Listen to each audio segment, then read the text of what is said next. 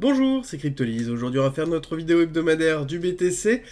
Aujourd'hui, comme analyse, je vais vous proposer un petit point macro. On va justement regarder, nous sommes moitié du mois de juillet, on va se diriger vers la moitié de l'été. C'est une période qui est généralement au niveau des marchés creux. On a eu des grosses nouvelles, notamment sur l'inflation. Donc on va revenir un petit peu tout ça et voir comment on va aborder ces derniers semestres, comment cette fin d'année va se clôturer, quelle est ma vision globale par rapport à ça, et quel va être l'impact globalement sur les crypto-monnaies, notamment le BTC. Alors ce que vous avez devant vous, c'est l'illustration que je vous donne, qui n'est pas celle de la quotidienne, qui est la deuxième hypothèse que j'ai en tête depuis un certain temps, avec, petit rappel, une finalité de vague 3 comme on l'a prévu en avril 2021, sauf que nous avons ici vague 4, retracement ABC effectif, et ici 5 impulsions pour faire la 5, et là nous sommes dans un schéma héliotiste terminé avec un ABC de fin d'héliotisme et une C qui peut descendre donc du coup plus bas dans les 10 000 pour faire une extension de 1. Et c'est quelque chose que l'on garde en tête et c'est pour ça que celle-là je ne la présente pas encore parce qu'elle n'est pas encore validée de mon point de vue. Néanmoins, je la présente ici pour pouvoir faire des illustrations. Alors, on va commencer avec la grosse nouvelle qui est le taux d'inflation. Taux d'inflation qui a pris encore un énorme coup. Donc là, c'est ce graphique qui est le taux d'inflation US, remis par mois. L'avantage, c'est qu'on a quand même une visibilité sur les années 15, hein, donc on a quand même quasiment 100 ans, plus de 100 ans d'arriéré. On peut voir justement l'évolution qu'il y a pu avoir. Et ce qui est intéressant de voir, c'est que nous sommes, donc je vais pas faire la vidéo que je vous avais déjà faite un autre samedi avec l'analyse réelle de l'inflation sur le passif et la notion de fractalité de l'inflation et l'impact que ça a sur l'économie, mais plutôt sur ce qui se passe ici. Donc ce qui est intéressant, c'est qu'on a eu une grosse nouvelle qui est une augmentation de l'inflation.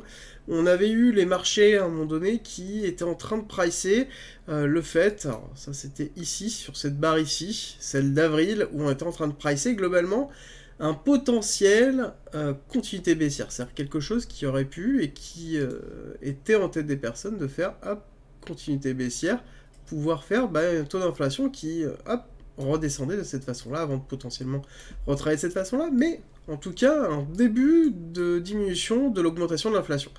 Bon, là, ça ne s'est pas passé du tout comme ça. On a eu une remontée. On a eu surtout, ce mois-ci, un taux d'inflation à 9,10. 9,10, juste colossal au vu des réglementations et de l'augmentation des taux directeurs qui ont été effectués. Le marché, et là on va se poser la question suivante, c'est comment a réagi le marché? Comment a réagi réellement le marché? Donc on va regarder le Nasdaq, on va regarder le SP500, et ensuite on va aller regarder les matières premières et le dollar, parce que c'est deux choses qui vont jouer énormément, et ils sont dans des zones très importantes de relations. Et ensuite on va se projeter sur cette fin d'année. Quels sont les impacts sur cette fin d'année? Est-ce que l'on sait qui va arriver cette fin d'année? Déjà, c'est factuel, on le sait déjà, donc on va aborder ces différents points. Alors, ce qui est important de voir, c'est que certes, on a eu une grosse augmentation, mais on a eu un impact sur les marchés qui était plutôt pricé. Alors certes, il y avait un pricing qui était fait à 8,8, donc une petite augmentation de l'inflation, on a augmenté beaucoup plus. Donc on a eu une réaction très forte du Nasdaq, mais l'un dans l'autre, on a quand même quelque chose qui est plutôt structuré. Ici, je suis au Nasdaq en weekly. Si on regarde ici, nous avons quelque chose qui est quand même depuis mai, structurellement, en train de se consolider. Une forme de consolidation. Nous n'avons pas une continuité de bougies comme on a pu l'avoir en début d'année, avril, en début d'année, oui, en début d'année ici avec janvier, tac tac tac tac, on est redescendu, on a eu quelques semaines de répit avant d'avoir une série de bougies rouges qui ont entamé. Si on regarde en monthly, hop, si on regarde en monthly, alors plein de choses, on va juste retirer ça, tac. Si on regarde en monthly, ce qui est très intéressant de voir, c'est que malgré l'annonce des chiffres d'inflation, on a une bougie quand même qui est positive. Donc ça veut dire quoi? Concrètement, qu'est-ce que ça sous-entend? Ça sous-entend que ça a été pricé. Ça sous-entend que cette descente, ici, ces trois bougies-là, et potentiellement même le mouvement entier, a pricé déjà une continuité de l'augmentation de l'inflation. C'est très important à retenir ça, parce que ça veut dire que l'augmentation des taux directeurs, parce qu'il va y avoir une augmentation des taux directeurs.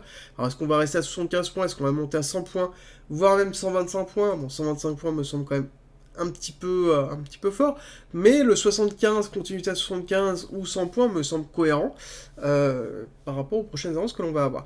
Mais est-ce qu'on va avoir un impact réellement? Oui, on aura de la volatilité, ça je vous les alerterai, comme d'habitude, si on regarde en une heure ou en daily, on aura de la volatilité sur cette journée-là, où on aura du trading, où on pourra faire des choses. Mais sur de la macro, si on recule, est-ce qu'on aura de la volatilité? Je ne pense pas. Je ne pense pas parce que je pense clairement que le marché a déjà pricé ça, a déjà pricé la potentielle mise en place d'une récession, même si les chiffres du chômage montrent que aux USA, potentiellement, nous n'allons pas être dans une récession. J'ai tendance à penser qu'on va avoir une fin d'année où on aura, oui, une forme de récession stature qui sera mise en place. Mais qui est déjà pricé et mise en place par le marché. Le marché a déjà anticipé ça. On n'oublie pas, le marché est considéré comme une forme de marché efficient et anticipe les nouvelles, ce type de nouvelles-là. Alors, si on retourne en weekly, toujours sur notre Nasdaq, pour comprendre un petit peu tout, nous sommes donc, oui, dans une forme de consolidation, mais, comme je vous le dis récemment, tout le temps même, nous sommes au-dessus d'une très grosse résistance. Très grosse résistance qui est le retracement 382 du mouvement total depuis sa création du Nasdaq et le mouvement, le retracement 618 du mouvement lié qui a commencé à mars 2020. Donc on a ce niveau qui est en dessous, qui est à 10 500. Donc on sait qu'on peut aller plus bas. On a même un appel de prix fort à aller plus bas. Donc je pense qu'on va aller plus bas, on va aller chercher ça. Mais on va aller plus bas sous forme d'une consolidation forte que l'on va mettre en place pour justement structurer potentiellement un redépart à la hausse. Pourquoi un redépart à la hausse? Parce que nous sommes actuellement sous une forme de pricing. Le marché a déjà pricé ce qui va se passer.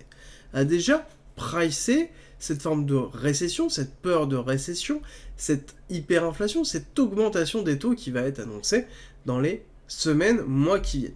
Donc pour moi, c'est quelque chose qui a déjà été pricé, sur lequel on va avoir un retravail des 10 500. Est-ce qu'on peut aller plus bas? Oui, clairement. Mais aussi aller plus bas veut dire aussi une mise en place d'une stratégie qui ne fonctionne pas. Ça veut dire aussi que on va aller sur quelque chose qui va être beaucoup plus compliqué. Comme je vous avais expliqué il y a un certain temps, nous avons au niveau de l'inflation généralement deux étapes. Une étape d'accélération, contrôle, relâchement des taux directeurs, réaccélération qui est généralement beaucoup plus forte. Alors, l'augmentation ici de 9,1 est aussi un signal fort. On a eu des messages de Powell qui nous disaient que justement, il commençait à comprendre qu'il ne comprenait pas l'inflation. Bon. Ceci étant dit, je pense que l'explosion de l'inflation à 9,10 maintenant va entraîner principalement une surréaction, je pense, en tout cas de la Fed dessus. Cette surréaction va entraîner une diminution de l'inflation. Cette diminution de l'inflation va entraîner un rebond technique sur les différents actifs. Alors que ce soit le Nasdaq, que ce soit le SP500, on a un ensemble d'éléments qui nous disent ça. Donc potentiellement on pourrait avoir une descente structurelle qui s'effectue comme ça, ici. Donc on va descendre ici pour pouvoir après faire un rebond technique avec un petit break of structure, potentiellement aller checker les 13 500, voire peut-être même un petit peu plus, les 14 000, 15 000. Mais une fois qu'on sera ici, c'est là où il va falloir jouer serré. C'est là où il va falloir se poser vraiment les questions de structurellement, est-ce qu'on est dans une continuité baissière ou est-ce qu'on est dans un break of structure haussier pour un redépart haussier? Ça va être la grande question, surtout que ça sous-entend que avec la réaction très forte que l'on va avoir, nous allons avoir ici une diminution de l'inflation. Donc une diminution des taux, réaccélération, rebond haussier des différents actifs, et derrière, on va avoir une réaugmentation de l'inflation. Et là, par contre, en fonction du niveau où on sera, on aura un second crash qui s'effectuera. Est-ce que ce crash sera une cassure réelle des 10 500 pour aller chercher les 8 500 et donc travailler des 8 500 sur ces zones-là? Pourquoi pas, avant de pouvoir potentiellement repartir à la hausse. On sait, d'ordre général, que l'inflation va toujours de pair, et ces deux accélérations. Parce que, comme il a été dit, et Powell l'a très clairement dit, si jamais nous avons une diminution de l'accélération de l'inflation, nous aurons une diminution des taux directeurs. Donc ça veut dire que, clairement, on aura une forme de fractalité avec une décélération de l'inflation pour ensuite remonter en haut, et certainement l'accélération haussière est très forte, très violente, et au vu du niveau que nous sommes déjà, il y a de grandes probabilités qu'on tape dans l'hyperinflation. On sait très bien que le niveau 10% d'inflation, c'est l'hyperinflation, c'est néfaste pour l'économie et c'est très difficilement contrôlable. On n'a plus la capacité, alors surtout en zone euro, beaucoup moins sur le côté de la Fed, mais beaucoup moins dans la zone euro, d'avoir de la latence, de la latitude, pardon, pour pouvoir augmenter les taux directeurs avec notamment l'ensemble des prêts effectifs et du schéma qui a été mis en place sur le travail des liquidités européennes. Ça, c'est encore une autre discussion, c'est encore une autre schématique. Mais néanmoins, on sait que la latitude européenne est beaucoup moins forte. Mais on sait aussi que ce qui va jouer énormément va être principalement le dollar, et donc la force du dollar qui va être effectuée dessus. Donc on garde en idée, là, avant de continuer, que nous allons avoir certainement à un moment donné un rebond technique. Un rebond technique qui risque d'être positif avec une diminution de l'inflation, avec une augmentation des taux directeurs, qui va être suivie d'une diminution des taux directeurs, quelque chose qui est positif pour l'économie, et on va retrouver en fait un cycle haussier, surtout sur le Nasdaq, et le SP500. SP500, petit rappel de là où nous sommes dans une zone de retracement total qui est le 236, donc rebond classique, mais on peut descendre plus bas, on peut descendre en effet chercher ici le 0,5 du mouvement effectif ici, donc c'est-à-dire les 3500, voire même aller titiller les 3000, les 3100, pour pouvoir repartir à la hausse, ou structurer tout du moins une forme de rebond technique effectif, donc quelque chose qui peut s'effectuer comme ça, avant de repartir à la hausse. Ce qui correspondrait, notamment, sur le Nasdaq, à cette barre des 10 500, d'accord ? On n'oublie pas qu'il y a une corrélation logique entre le SP500 et le Nasdaq de par leur composition, même s'il y a quand même un écart effectif. Néanmoins, le SP500 a un impact, et c'est surtout, même on pourrait dire, le SP500 qui appuie énormément sur le Nasdaq actuellement. Alors, là-dessus, je vais juste faire une petite aparté sur une figure emblématique qui est Elon Musk, avec notamment ce qui se passe par rapport à Twitter.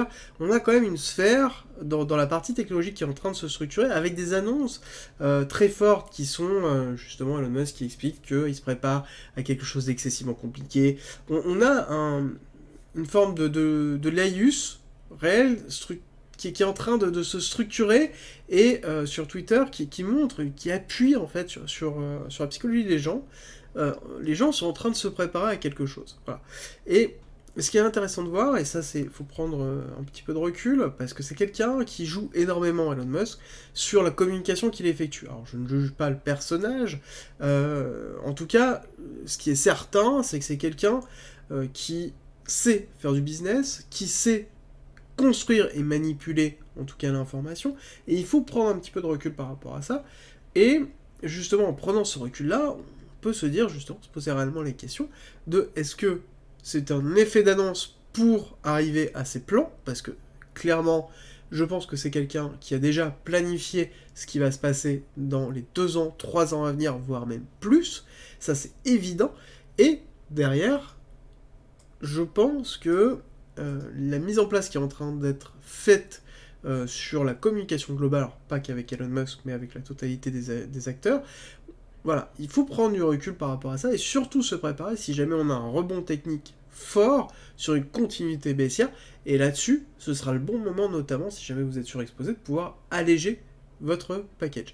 Parce que, clairement, le BTC et la crypto-monnaie suivra ce rebond technique, et donc ce sera le moment, notamment, de pouvoir s'alléger. Alors, ce qui est important de voir, c'est, déjà, je vais faire un pilaïus sur le dollar, le DXY. Ce qui est intéressant de voir, c'est que je vous ai déjà présenté, je vous avais expliqué que le DXY jouait, oui, en effet, sur la crypto-monnaie, mais n'était pas réellement lié là-dessus. Ce qui est lié, c'est la notion de contraction de la liquidité. Ça, c'est quelque chose qui est clair et qui se fait sur l'ensemble de l'économie. Alors, c'est pas que sur le BTC, c'est la notion de contraction de la liquidité mondiale, notamment la contraction du dollar, entraîne un impact réel sur les marchés financiers. Alors, voilà, c'est sur tous les marchés financiers, c'est ce qui joue actuellement. Nous sommes dans une phase, non pas d'expansion de liquidité, mais dans une phase de contraction de liquidité, et donc forcément on a une contraction de l'économie, bon, c'est quelque chose qui est tout à fait normal. Alors, par rapport aux performances, du coup, du dollar en lui-même, tout le monde, enfin, il y a peut-être une misconception de la relation qu'il y a entre l'indice dollar et notamment le BTC. Oui, il y a une corrélation, mais c'est une corrélation très légère. C'est une corrélation généralement de court terme et non pas de long terme. Si on regarde, ça je vous l'ai déjà présenté dans une des quotidiennes, on voit que oui, on a des phases de corrélation, mais on a aussi tout autant des phases de décorrélation.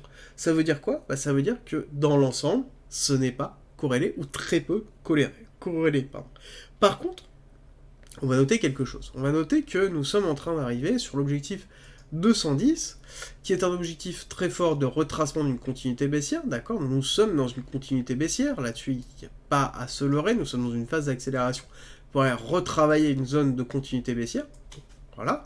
Et nous avons ici l'objectif 2, qui est cette première impulsion haussière qui nous donne cet objectif de 110. Donc on a une corrélation d'informations avec une fin d'ordre bleu qui se trouve ici. Donc techniquement, on sait que cette zone de 110 sera une zone de rejet, en tout cas fort, sur lequel on peut avoir retravail du cours sur ces zones-là. Est-ce qu'on la cassera pour aller plus haut ? Ça, malheureusement, on n'a pas encore trop d'informations. J'ai tendance à penser que nous sommes plus dans un retravail de cette zone pour faire une continuité baissière et un retravail d'une partie basse, mais néanmoins, là, nous sommes dans une phase d'accélération.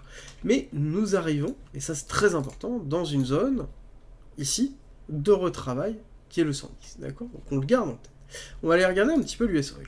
L'US Oil, donc pétrole, matière première, très importante à l'heure actuelle, avec notamment les différents embargos qui ont été mis en place et les différentes restrictions qui ont été mises en place, et qui drainent aussi l'inflation très haute. On va pas se leurrer, l'énergie est vraiment un vecteur fort d'inflation, et là actuellement nous sommes dans de l'hyperinflation au niveau, enfin l'hyperinflation énergétique, d'accord ? Donc ça c'est sûr et certain. Alors, là-dessus, nous sommes en train de structurer, donc ça c'était les petits éléments que je vous avais donnés sur un potentiel pattern, donc on voit qu'on est en train de se structurer de cette façon-là. Alors, est-ce qu'on va aller casser la barre des 128 ? J'ai tendance à penser que oui, malgré le fait que alors, ceux qui font du chartisme classique vont se dire, là on est sur un M-top, on a fait un break-off structure mineure, ok, potentiellement, là on va faire un retest et on va faire une continuité baissière. Alors, je suis d'accord sur le principe que oui, on va faire une continuité baissière. Est-ce qu'on va aller tacler en haut ? Je pense que c'est le cas. Avant de pouvoir faire une continuité baissière, parce que pour moi là nous avons une forme de distribution très claire qui est en train de se statuer en BC, AR, ST, SO, d'accord ? Donc BC, AR, alors soit on considère que là c'est le ST, soit ici le ST, bref, peu importe, nous avons ici une construction habituelle BC, AR, ST, SO, cassure. Est-ce que le SO est terminé ? Je pense que le SO peut diminuer encore un petit peu, aller chercher un peu plus bas, et ensuite réaccélérer en haut, pour pouvoir casser les 128. Ce qui correspondrait, augmentation ici, très clairement, du pétrole, donc augmentation de l'inflation, diminution de ce fait du Nasdaq et du SP500. Alors, et aller chercher les niveaux importants. Je pense qu'on va avoir une corrélation de cette façon-là, avec une augmentation du coup des indices, chercher le dollar à 110, le pétrole avec une cassure des 128, un SP500 qui va aller chercher les 3500, 3000, et le Nasdaq qui va aller chercher les 10 500. Là-dessus, dans cette phase d'accélération haussière réelle qui va s'effectuer. Qui va s'effectuer quand ? J'aurais tendance à vous dire quand est-ce qu'on a besoin de pétrole, quand est-ce qu'on a besoin d'énergie le plus dans une année. C'est au moment où il commence à faire froid, c'est le moment où on commence à avoir besoin de chauffer les maisons, c'est le moment où on commence à avoir besoin de consommer plus d'énergie sur ces périodes-là. Et clairement, c'est l'hiver, c'est à partir d'octobre, on va commencer à retrouver ça. Il y a deux possibilités. Soit nous avons un éclaircissement réel de politique, on va dire géopolitique, chose qui a peu de probabilité de se régler dans les mois qui viennent, donc on va se passer dans une continuité d'embargo avec une difficulté d'accéder à la ressource. Alors là je parle de façon mondiale, mais d'autant plus vrai sur l'Europe, et ça ce sera mon petit mot de fin une fois que j'aurai terminé ça, mais on va se retrouver sur une augmentation de la demande. Cette augmentation de la demande, on va avoir une accélération, c'est logique. Pourquoi nous avons ici une diminution ? Alors, il y a une partie technique, il y a une partie fondamentale, il y a aussi une mise en place générique qui est en train d'être faite sur une répartition mondiale, mais aussi on a une diminution de la demande liée aussi à la temporalité, nous sommes en juillet. C'est généralement les moments où on consomme le moins, ce qui est tout à fait normal. Alors, du coup, après, on peut se mettre en place la difficulté de l'Allemagne, notamment en Europe, pour pouvoir s'alimenter en énergie, avec le principe économique qui sont mis en place, qui est très tourné vers l'éolien et le solaire, mais qui doit être avec une contrepartie de gaz pour pouvoir fonctionner. Gaz qu'ils n'ont plus, avec la mise en place de l'embargo sur la matière... justement le gaz et tout ce qui est matière énergétique russe. Et donc, on se retrouve sur une complexité européenne réelle. Alors, pour terminer sur cette partie-là, et clôturer cette vidéo, ce qui est important à retenir, c'est que nous allons avoir un moment plus bas. Ça, on le sait. Je pense que ce moment plus bas va être sur cette fin d'année, même si on peut avoir un petit rebond technique sur cette période estivale avec septembre-octobre, à un moment donné, on va avoir une augmentation énergétique, très clairement. On va avoir une augmentation, ici, cassure des 110, logique. Là, on va avoir sur le SP500 un travail du 236 et aller chercher les liquidités en dessous des 3500. Pour moi, c'est tout à fait normal et logique. Le SP500, on a un niveau qui est le 10 500, voire plus bas, qui nous attend. Et ça, encore une fois aussi, c'est quelque chose qui techniquement nous appelle. Et qui, dans une forme de cohérence totale, est normal. Est-ce que c'est dramatique ? C'est une forme de pricing qui est en train d'être effectuée. Est-ce que l'augmentation à 9.1, si elle n'était pas pricée, qu'est-ce qui se serait passé ? Qu'est-ce qui se serait passé ? On n'aurait pas eu quelque chose de ce style-là, d'accord ? On aurait eu... Hop, on va arriver... On refait... Tac. On aurait eu une bougie bien rouge et on serait allé taper les 10 500 tout de suite. Là, ça a été pricé, point. Ça a été pricé, il n'y a pas à chercher plus loin. C'est quelque chose qui est réel et qui est factuel. Alors, on voit, de toute façon, en tous les cas, qu'on est en train de préparer quelque chose sur le Nasdaq. Nous sommes en 30 minutes, nous sommes dans cette phase de compression que je vous avais donnée déjà depuis un certain temps, compression des liquidités, compression du cours, donc on sait qu'on est en train de préparer quelque chose. Est-ce que ça va être un rebond technique ? Est-ce que ça va être une cassure tout de suite ? J'ai tendance à penser que ça va être plus un rebond technique pendant peut-être quelques semaines pour pouvoir faire 1 ou 2 mois corrects avant d'avoir cette hyperinflation énergétique qui va appuyer sur tout et qui va faire très très mal sur globalement la fin d'année 2022, début 2023, avant de pouvoir après lisser sur quelque chose qui va être cohérent. Donc du coup, sur les crypto-monnaies, il va falloir faire attention. Il va falloir faire attention, oui, mais c'est aussi le moment de voir quelque chose. Il est le moment de voir qu'on a une forme de décorrélation et même de résilience des crypto-monnaies, et notamment du BTC, sur le Nasdaq, sur les différents indices et sur les différentes matières premières. Et ça, c'est très très important de le voir. C'est que, est-ce que ce n'est pas, et c'est la question qu'on peut se poser, est-ce que ce n'est pas le moment où on va voir réellement la force des crypto-monnaies sous forme d'une résilience à une forme de récession et d'inflation. On a toujours dit que c'était une valeur refuge, le BTC. Enfin, en tout cas, tout le monde l'idéalisait comme une forme de valeur refuge. Ça ne peut pas être une valeur refuge tant qu'il y a une corrélation forte, et surtout tant qu'il y a des actifs corrélés avec le BTC sur les autres actifs réels du marché normal. À partir du moment où on va avoir une désolidarisation entre les deux, à partir du moment où on va avoir une décorrélation réelle entre les deux, en effet, on pourra avoir une forme de résilience. Mais cette résilience et cette notion de valeur refuge ne sera portée que par les personnes qui sont actuellement toujours dans le BTC. Parce que ce sont des personnes qui n'ont pas capitulé sur la crise de l'UST, sur la crise des liquidités de Celsius et d'Ethereum, et qui n'ont pas capitulé alors que tout le monde pense que le marché est mort. J'ai des personnes qui m'envoient des messages privés en me disant la crypto-monnaie, ça y est, la mode est finie. Mais rendez-vous compte qu'à un moment donné, la mode a été finie déjà au moins 20 fois. Donc, et bizarrement, on continue à progresser. Donc, il faut avoir conscience de ça, que c'est un marché derrière, que oui, on peut avoir une forme de résilience, on peut avoir une forme de valeur refuge, mais ce n'est pas le principe d'une valeur refuge que l'on retrouve ailleurs, et je pense qu'elle n'est pas encore structurée.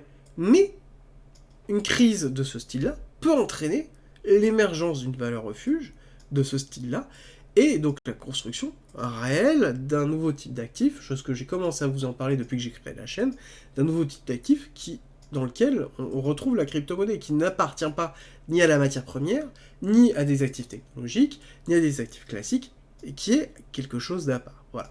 Alors, pour terminer cette vidéo, je voudrais juste faire un petit point sur la notion de l'impact réellement de l'augmentation des matières premières, et surtout de la crise européenne avec la parité euro-dollar.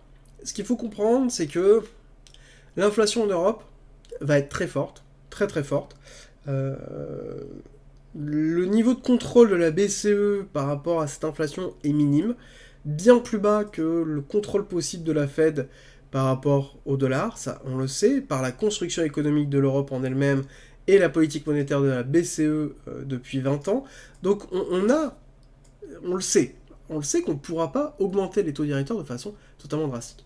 Et que se passe-t-il quand on a un euro qui tombe en dessous du dollar? Quand on casse cette parité très forte et le fait d'avoir un euro fort, ça veut dire quoi? Ça veut dire qu'on va avoir une augmentation, une multiplication de l'inflation. Parce que plus on va descendre dans cette parité, plus le pourcentage réel d'écart entre l'euro et le dollar impactera sur l'inflation européenne. On n'oublie pas que la complexité de l'économie mondiale et que les transactions sont effectuées en dollars. Que se passe-t-il quand votre euro qui valait 1,3 $ en vaut que 0,9 ? Globalement, vous épongez vous-même cette inflation, cette diminution de valeur, vous l'épongez à travers votre inflation. Et qu'est-ce qui va clairement être modifié, en tout cas sur la zone euro? Ça va être principalement l'importation énergétique, parce que c'est là où il y a une carence, donc l'énergétique a une inflation, est payé en dollars sur lequel l'euro n'a plus de force, et donc à ce moment-là, on va avoir une inflation d'inflation. Et là-dessus, ça va être quelque chose qui va être juste excessivement compliqué pour la zone euro.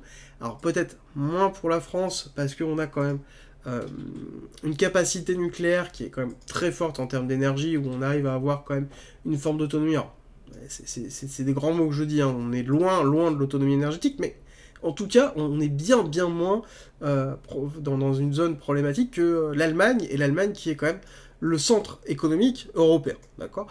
Donc, c'est pour vous expliquer simplement que là on parle de macroéconomie quand je vous présente la notion macroéconomique, mais qu'il est très important de comprendre que la notion de l'euro à l'heure actuelle et de l'Europe va être mise à mal dans les années qui viennent et va être très compliquée. L'Europe va être dans une zone d'instabilité, notamment monétaire, et il va falloir faire très attention. D'où l'intérêt aussi de la place des crypto-monnaies, la place du dollar dans ça, la place du yen chinois, pourquoi pas aussi, dans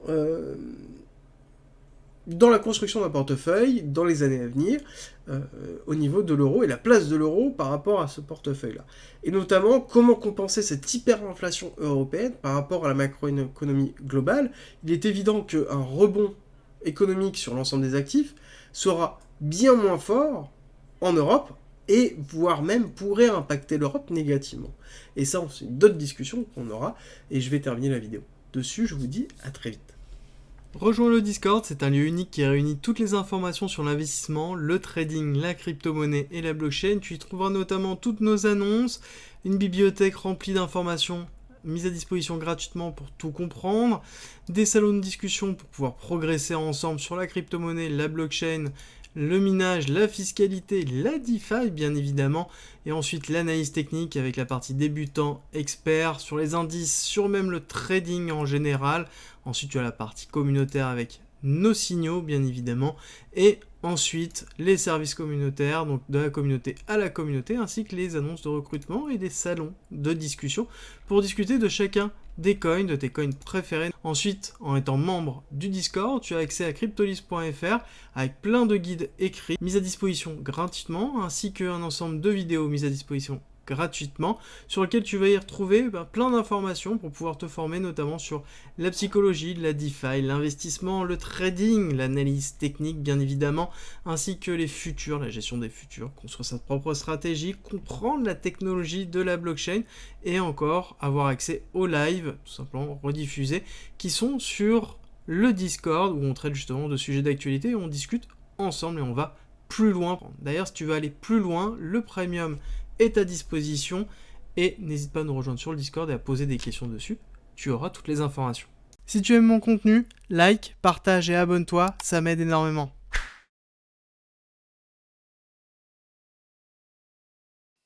Merci d'être resté avec moi jusqu'au bout. Abonne-toi, partage si t'as aimé et rejoins-nous sur Discord. C'est avec plaisir qu'on t'accueillera. Et à très vite.